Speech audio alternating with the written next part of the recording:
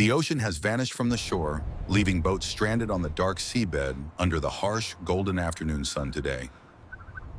Ethan slams his bleeding, grit-filled palm against the cold metal door handle, desperation rising as his car keys click uselessly. Suddenly, the street below explodes with murky water surging from the sewers, lifting cars as the horizon begins to bulge. Tourists gather on the exposed seabed as the ocean retreats significantly, filming the strange phenomenon while the golden sun sets. Stranded boats sit tilted on the pale, glistening sand that hasn't seen daylight in years, creating a haunting, broken landscape. From Ethan's perspective, the air tastes metallic as he watches confused people running toward the danger with their phones held high. The massive concrete parking structure shudders violently as dozens of car alarms begin to chirp and scream in a chaotic chorus. Ethan's black running shoes slap rhythmically against the hollow concrete stairs as he sprints upward, his breath growing heavy and fast. A handheld view of the cracked smartphone screen flashing between one bar and no service while sand sticks to Ethan's thumb. Come on. The top deck of the garage becomes a scene of slow-motion chaos as drivers climb onto cars to find signal. The brass dolphin charm taps against the keys as Ethan frantically jabs the unlock button, but the car barely responds. A low, terrifying roar grows louder as a wall of moving air and water begins rolling toward the coast like inhalation. A panicked runner slams hard into Ethan's shoulder, throwing him against the car door frame in the middle of the chaos. Ethan's left palm scrapes against the jagged metal door edge, tearing the skin open and embedding grit into the raw wound. Blood smears across the car's interior handle as Ethan's pained, shaking hand desperately jams the key into the vibrating ignition.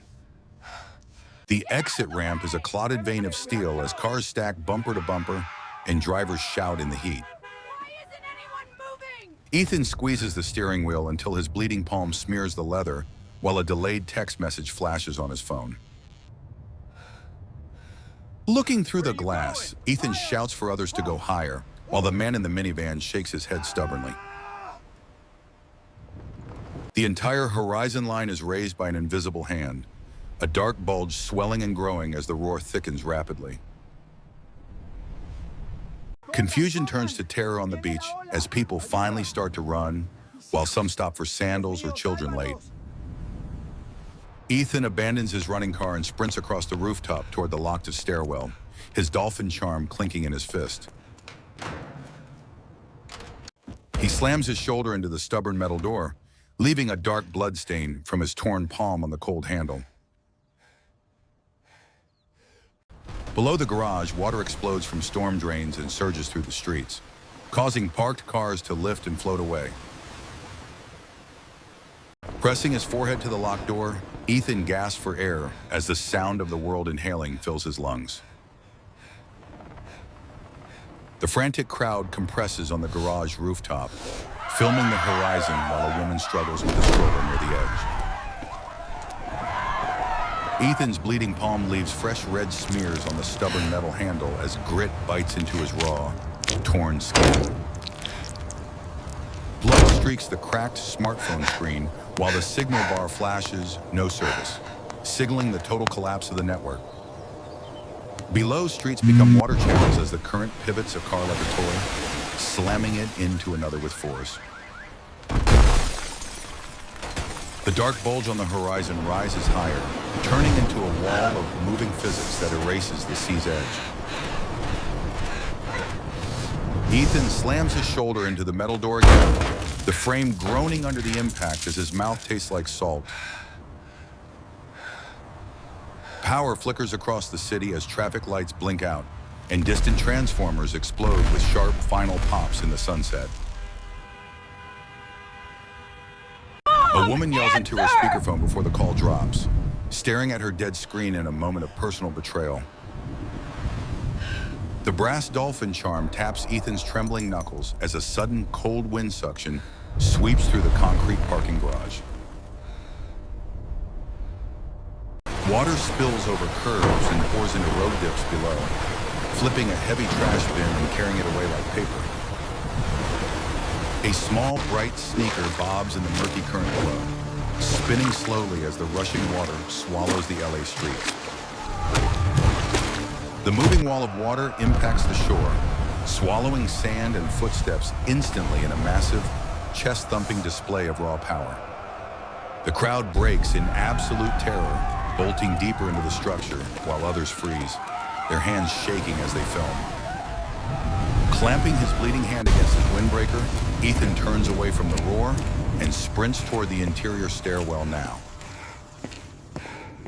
Ethan stands at the base of the flickering stairwell as the door slams, muting the outdoor chaos into a howl. Through a tiny window, Ethan watches helplessly as water surges across the garage deck, swallowing cars and echoing the screams. Dust sifts from the ceiling as a metallic groan echoes through the structure, while Ethan reaches the rusty maintenance ladder. The brass dolphin charm taps against the cold steel rungs like a tiny heartbeat before Ethan forces it into his pocket. Climbing with one hand, Ethan encourages the sobbing woman One rung above, at a time. while his own swollen palm pulses with every painful movement. The wind hits Ethan like a slap as he emerges onto the maintenance roof, overlooking the city's arteries failing in real time. The right, 1, 2, 3. A voicemail notification flashes and disappears on the cracked screen, leaving Ethan whispering a desperate plea into the cold wind. Sight, what do you need? 1, 2, 3. Ethan sprints toward the narrow steel bridge while murky water and debris rush through the gap between buildings far below. Sight, 1, 2, 3. A sudden aftershock hits the bridge, forcing Ethan to grab the rail as his raw, bleeding palm flares with white-hot pain. CT, 1, 2, 3. Fresh blood smears against the rusted metal railing as Ethan's injured hand fails him during the violent structural shaking. Sight, 1, 2, 3. Looking through the grates, Ethan watches cars grinding together in the current, while sirens and alarms die underwater. CITA 1, 2, 3. Ethan wedges his shoulder into the jammed door, pushing against the shifted metal frame, while the terrified crowd swells behind him. We have to get across! Looking back, Ethan witnesses the social contract collapse as feral eyes dart past him into the relative safety of the hallway. Inside the dim corridor, a sharp thread of acrid smoke curls from the vents, signaling a dangerous secondary electrical fire nearby. A long, sustained crack echoes through the concrete spine of the building as Ethan realizes the structure is starting to fail. Ethan sprints toward the inland stairwell, his heart pounding as the roar of the entering ocean vibrates through the floorboards now. The red case phone sits useless in Ethan's hand, a silent accusation in a world where every connection has finally been severed. Emerging onto the rooftop, Ethan gazes across the salt-misted city as car alarms fall silent and the cold wind whips his hood. An eerie silence falls as the water roar pulls back, leaving survivors frozen in a terrifying pause before the second surge. Looking down from the roof, Ethan sees the street below transformed into a churning funnel of debris-laden water, cutting his roof. A desperate group surges onto the rooftop as the woman carries her baby, and a terrified young boy begins to scream. Looking from the crying child to his own dead phone, Ethan faces a moral choice between his daughter and a stranger. Ethan decisively scoops up the light, bone-thin boy with one arm as the stunned man watches in the cold salt mist.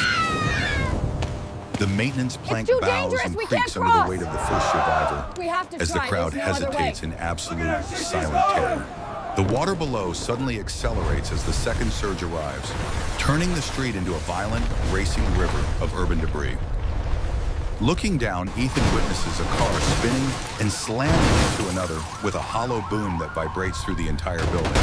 A massive concrete overpass groans and cracks in the distance, its elevated roadway shifting as survivors scatter like tiny, helpless ants. Ethan tightens his painful hold on the sobbing boy, his own swollen, bleeding hand pulsing as the city's bones begin breaking. From Ethan's perspective, he waves the crowd across the plank, while the roar of the approaching water erases all other sounds. The wooden plank flexes under Ethan's weight as he moves low, carrying Noah across the gap above the furious river. Metal brackets screech and shear as the makeshift bridge snaps away, whipping sideways into the churning white foam far below. Looking back, Ethan witnesses the sudden absence of a route as survivors on the far roof freeze in absolute terror. Ethan descends the vibrating fire escape while the second surge pours around city corners like liquid muscle, swallowing the lower streets. A child's sneaker bobs in the current below the fire escape, its laces trailing like seaweed in the murky, debris-laden water. Uphill, Ethan runs past sparking utility poles and desperate survivors as the smell of burned electrical wiring fills the salty air. Ethan stops dead on the uphill street as his phone screen miraculously lights up with one single bar of signal. A ghostly, static-filled voicemail plays three vital words. Moving the kids in the park before the connection dies completely. From Ethan's perspective, Lily. He zooms in on the distant green park and begins running again with a desperate, renewed mission. Ethan runs uphill with Noah in his arms, his windbreaker flapping as the constant, heavy rush of water fills the air. Cresting the hill, Ethan sees hundreds of refugees gathered on the grass as teachers count children near a low building. Scanning the crowd, Ethan shouts Lily's name in a cracking voice, but only sees strangers in the cold, salt mist. Ethan grabs the teacher's sleeve with his good hand, his swollen, bloody left palm hanging uselessly as he begs for Lily. Site 5456. Where is she? The world tilts in Ethan's perspective as the teacher's words are drowned out by the thumping heartbeat of his own shock. Seat number 5456. A massive new surge, heavier with debris and broken cars, pushes upward through the city, swallowing the remaining urban certainty.